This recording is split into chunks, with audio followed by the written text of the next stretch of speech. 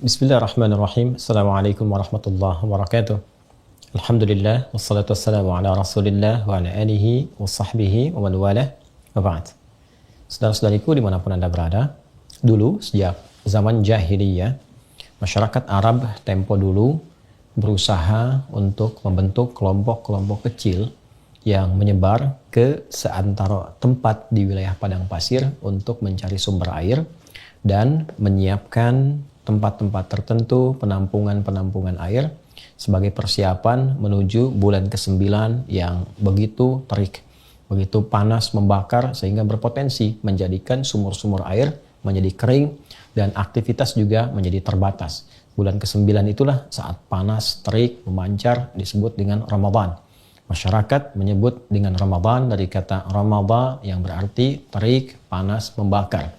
Jika kita ingin jadikan bentuknya superlatif, lebih meningkat lagi, lebih membakar lagi, maka tambahkan alif dan nun di ujungnya. Maka masyarakat menyebutnya dengan Ramadan, bulan, masa, waktu yang sangat terik, membakar, yang sangat panas, membakar. Karena itulah kemudian, sebulan sebelumnya, mereka kemudian membagi tugas, berkelompok-kelompok. Pengelompokan untuk menyebar disebut dengan tasya'ub namanya. Keadaannya disebut dengan Sya'ban. Maka di bulan Sya'ban, bulan yang ke-8, masyarakat seperti yang tadi diuraikan, mereka bertugas menyebar, mencari sumber-sumber air untuk ditampung, dikumpulkan sebagai persiapan di bulan yang ke-9 yaitu bulan Ramadan. Di masa Islam, nama-nama bulan ini dipertahankan dalam perjalanan di tahun Hijriah. Dari mulai Al-Muharram sampai dengan bulan Dzulhijjah, bulan pertama sampai dengan bulan yang ke-12. Menariknya, pada bulan Sya'ban sampai dengan bulan ke Ramadan ada pergantian kembali, ada pelebaran dari makna. Yang dulu maknanya lebih kepada menunjukkan suasana, iklim, cuaca yang panas membakar, yang terik luar biasa. Maka secara metafor makna itu dibawa dalam nilai-nilai syariat, dalam nilai pendidikan spiritual. Orang-orang yang saat Ramadan mau meningkatkan amalnya, membangun ketaatan, meninggalkan maksiat, bertobat dia kepada Allah, maka Ramadan akan memberikan panas, terik, membakar dosa-dosanya, menggugurkan kesalahan-kesalahannya, mendekatkan diri kepada Allah Subhanahu wa Ta'ala dengan taqarrub yang sangat indah, sehingga berpeluang diterima amal, diberikan kemuliaan, dan mungkin juga bisa berpotensi wafat dalam keadaan husnul khatimah dan kembali menjadi hamba yang saleh. Untuk itu perlu persiapan. Tidak semua orang yang sampai ke Ramadan boleh jadi mendapatkan peningkatan takwa, dapat manfaat dari taubatnya, bisa terdorong untuk meningkatkan ketaatan. Belum tentu kalau dia tidak sungguh-sungguh, kalau dia tidak serius.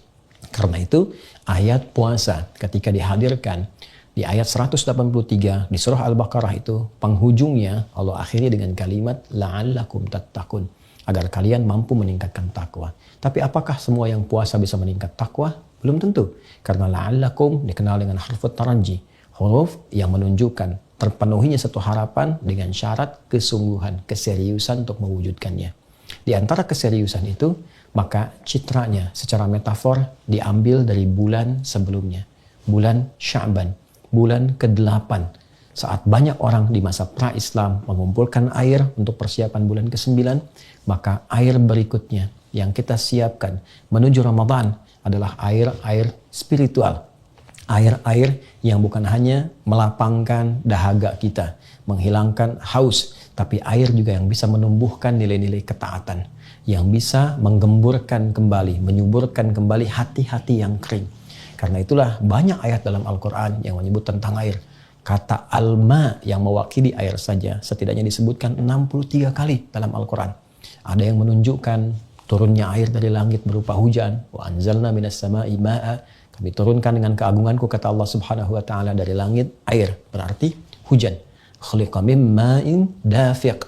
Ada yang kedua, menunjuk kepada asal mula manusia yang tercipta juga dari air yang terpancar. Pun demikian, sumber kehidupan pun juga pusatnya bermula dari air. Sumbernya sangat sekali terpusat kepada air. Wa ja'alna minal ma'i kulla syai'in hayyin, kami jadikan dari segala yang hidup itu sangat bergantung kepada air. Demikian kata Al-Quran. Karena itulah kemudian ada juga metafor-metafor yang mengkiaskan, menganalogikan turunnya air dari langit yang bermanfaat, menggemburkan, menyemburkan tanah-tanah yang kering, hadir tanaman, hadir bebuahan, bisa dikonsumsi. Pun demikian, wahyu seperti air yang turun dari langit. Disampaikan pada Rasulullah, diberikan risalahnya kepada kita untuk menyuburkan kembali hati-hati yang kering. Sehingga muncul kemudian bunga-bunga amal saleh, buah-buah kebaikan yang menggerakkan pohon-pohon ranting-ranting tubuh kita. Dari tangan berbuat baik, lisan berkata yang baik, sampai ke ujung kaki. Dan persiapan semua itu mesti diperbaiki, dicari sebelum ke Ramadan sejak bulan Sya'ban. Seperti orang dulu banyak mencari air, maka seharusnya yang terjadi orang sekarang banyak mencari air-air spiritual supaya menjadi kebiasaan saat sampai di bulan Ramadan yang berpotensi menggugurkan dosa, membakar semua kesalahan-kesalahan. Kalau tidak dimulai dari Sya'ban, tidak mudah untuk menjalani Ramadan.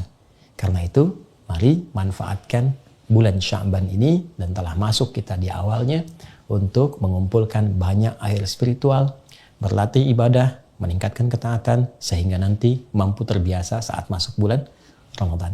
Cara yang terbaik, seperti pernah diajarkan Nabi, tersambung riwayatnya kepada Sayyidah Aisyah radhiyallahu taala anha, kepada Ummu Salamah radhiyallahu taala anha, dan sahabat-sahabat Nabi yang lain.